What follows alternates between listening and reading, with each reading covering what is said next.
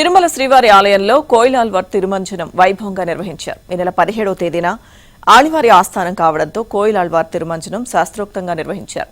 మహాద్వారం నుంచి ఆనంద నిలయం వరకు ఆలయాన్ని శుభ్రపరిచే కార్యక్రమంలో అర్చకులు, ఉన్నతాధికారులు, సిబ్బంది పాల్గొన్నారు.